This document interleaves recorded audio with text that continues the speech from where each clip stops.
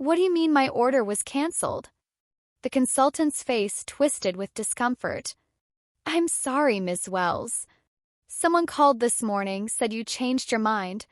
Behind me, Pamela tilted her head, lips curved in that tight, polite smile that always meant danger.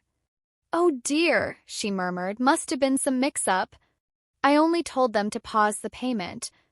The other customers turned to look. My cheeks burned. It wasn't a mix-up. Pamela had waited for the perfect moment, my fitting day, the day my fiancé's mother came, to humiliate me in public. I saw the flicker of satisfaction in her eyes. I forced my hands to stay still. I wouldn't give her the scene she wanted. Thank you, I said quietly, stepping away from the mirror, heart hammering. Pamela smiled with her. Sweetheart, you'll thank me later. That dress was far too much for you. Too much. The words sliced deep. But as I walked out of that store, I wasn't thinking about crying. I was thinking about how I'd make her regret ever saying them. I sat in my car, shaking. Consultant's words replayed in my mind. Cancelled, cancelled, cancelled. My dream gown, months of saving, gone because of her. Pamela loved control more than kindness. She'd gotten it again. But as anger settled in, so did something colder. If she wanted power, I'd let her think she had it, until the day I took it all back. That night, I sat on the edge of my bed, looking at the sketches I'd drawn months ago. I used to design small dresses for clients, side gigs to pay bills. Now those sketches looked like freedom. Pamela thought she'd taken my dress. She didn't realize she'd just set the stage for something better. My name is Harper Wells, and nothing in my life ever came easy. When I was 14, I lost my mom to cancer. My dad remarried a year later. Pamela swept into our lives like perfume, sweet at first, then suffocating. She had a daughter, Chloe. Perfect grades, perfect smile, perfect at pretending. I was the spare part in her glossy family photo. Even as an adult, Pamela kept finding ways to remind me I didn't fit. When I got engaged to Matt, my steady, kind science teacher fiancé, Pamela made the wedding her new project. First, I tried to believe she wanted to help. But every decision turned into hers. Every suggestion became a demand. Till I smiled through it. Because I'd learned long ago, you don't beat Pamela by yelling. You beat her by letting her underestimate you. Planning the wedding felt like surviving a chess game. Pamela offered to handle the florist, the venue, the photographer. Less stress for you, darling, she'd say. But every choice erased me a little more. She replaced my soft forest theme with beige roses and pearl drapes. She changed my live band to a string quartet. When I tried to speak up, she'd smile. Oh, honey, people will think that's tacky. And my dad? He'd sigh. Pamela just wants the best for you. I wanted to scream. Instead, I opened a small notebook and began writing everything down, dates, calls, things she changed. I didn't know it yet, but that notebook would become my weapon. 3 months in, she crossed a line I didn't see coming. I found out she'd called my seamstress pretending to be me. She changed the measurements, said she gained weight. The seamstress apologized when I came in. You said to adjust it 2 sizes up. My face burned. That night, I confronted Pamela. She laughed.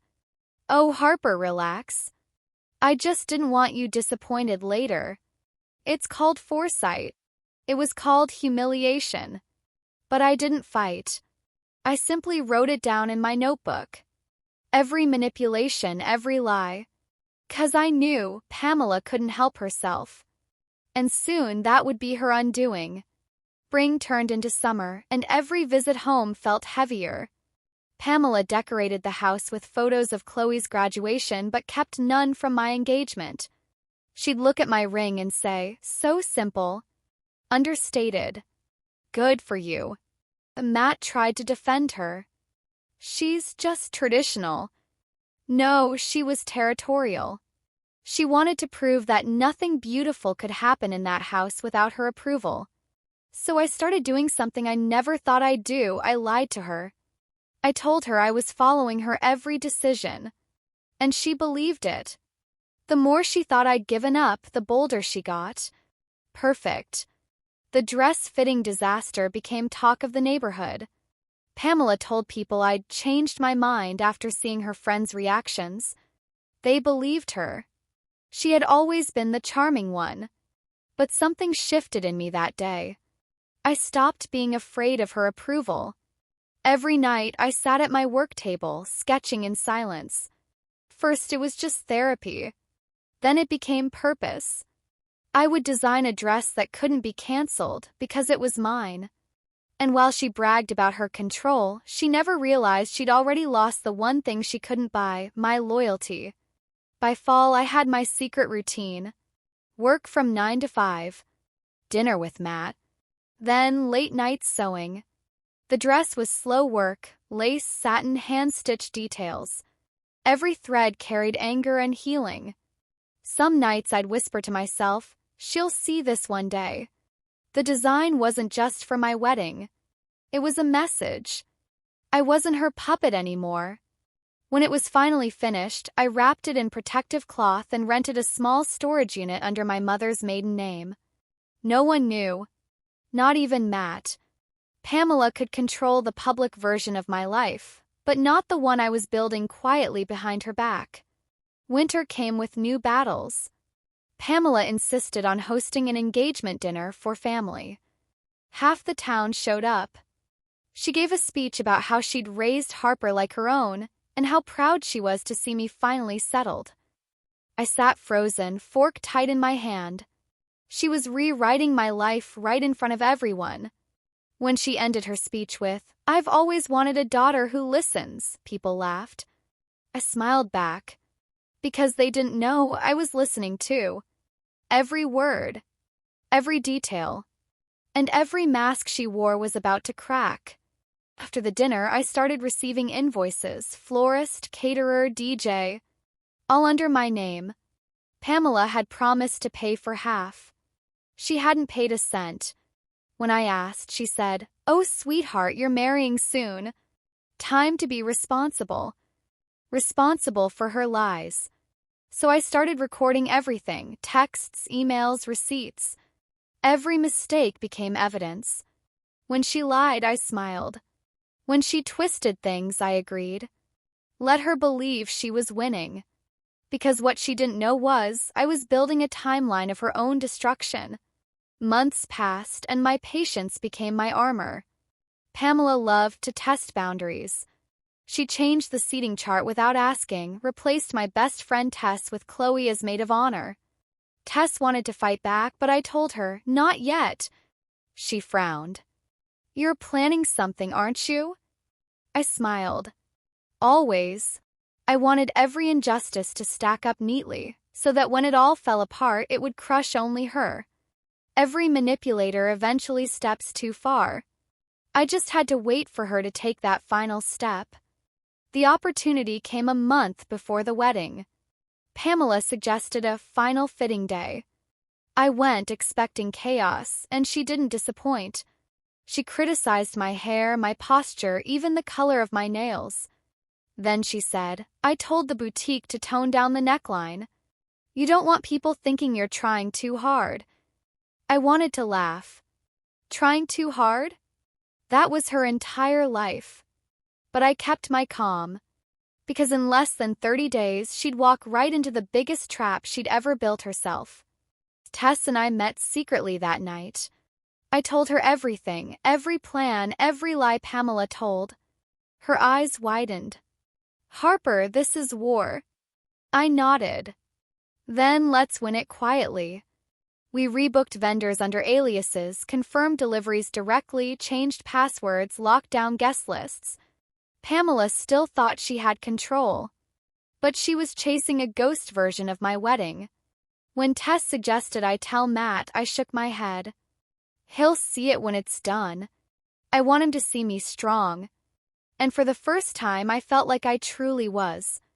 A week later, Pamela got her first surprise. Tess dropped off a large sealed box at her house labeled, "Final Dress Harper Wells." Pamela couldn't resist opening it. Inside was only a note. You cancel my dress. So I made my own. Tess said. Pamela turned pale, clutching the paper like it burned. She called me 5 times that night. I didn't answer. The silence was the first real taste of her own medicine, and it rattled her more than any argument ever could. The next few days, she spiraled. She cornered me at brunch, voice sugary but sharp. Sweetheart, you've embarrassed me. Everyone thinks you're angry with me. I'm not angry, I said. Just independent. Her smile twitched. You'll thank me when you mature. I smiled back.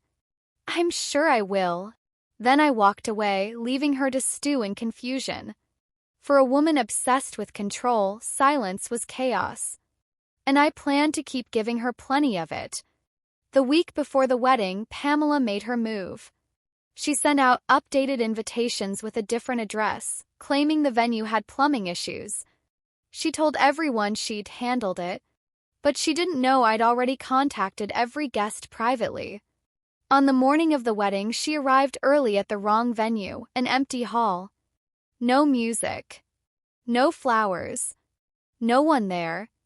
And as she called around in panic, my ceremony began, right on schedule at the real location. When I stepped into my gown, silence filled the room. Tess whispered, "You look like a miracle." It was everything Pamela said I couldn't be: bold, feminine, unapologetic. As I walked down the aisle, my dad's eyes softened for the first time in years. He looked proud. Halfway through the vows, the doors burst open. Pamela stormed in, face red, screaming, "Stop this! She lied to you all." Everyone froze. But I didn't move. 'Cause I was ready. Tess stepped forward and played the video compilation. Recordings. Emails. Cancelled orders. Her voice on every one. Gasps filled the room. Pamela's face drained of color. My dad whispered, "Pamela, what did you do?" She stammered, reaching for excuses, but no one was listening. Every lie she told had come home to her at once. And this time there was no one left to believe her. Pamela tried to leave quietly, but the whispers followed her. Her friends avoided eye contact. Even my dad walked out after her, not to defend, but to finally face what she'd done. I stood there, breathing in the silence. Not triumph. Peace. The ceremony continued, simple and beautiful. I didn't need revenge anymore. Just truth, and I had it. The wedding ended, but the story didn't. 2 days later, a photo from the ceremony went viral. Me in my handmade dress, captioned, "The bride who designed her own gown after her stepmom canceled her order." People loved it. Design blogs called it a masterpiece born from betrayal. My inbox overflowed with messages. And I smiled, realizing the poetic symmetry. Pamela canceled my dream, but in doing so, she'd launched my career. Offers started coming in. A boutique wanted to feature my gown. Then a magazine called. They wanted the story, every emotional detail. I hesitated at first. I didn't want revenge. I wanted release. So I told the story as it was, about pain, growth, and learning to reclaim what's yours. The article went viral again. And this time, it wasn't just about a dress. It was about every woman who's ever been made to feel small. Pamela tried to control the narrative. She told people the story was twisted by the media. But her own emails leaked. Her charity board dropped her. Her so-called friends ghosted her. And my dad? He filed for separation quietly. For once, Pamela had no one left to charm. Her empire of control collapsed under its own lies. Meanwhile, I signed with a local boutique to launch my first line. I called it the Renewal Collection. Each gown represented something I'd learned: patience, self-worth, peace. When my dad came to the opening, he hugged me tight. "I should have protected you," he said softly. "You did," I whispered, by finally seeing. And as we stood there, I realized I wasn't just free from Pamela. I was finally free from needing her approval. Weeks later, the boutique displayed my gown in the window, the original one Pamela canceled. Only now it wasn't canceled. It was the centerpiece. Every passerby stopped to admire it. Sometimes I'd watch from across the street, sipping coffee, smiling at strangers taking photos. Pamela had tried to erase me from my own story. Now my name was on every tag. Every stitch whispered, "You can't cancel what was meant to become."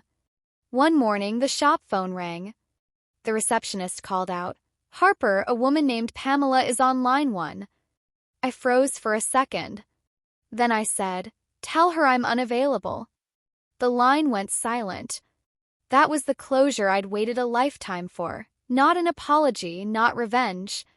Just silence. Pamela canceled my dress to make me small. But she didn't know she'd just made me unforgettable.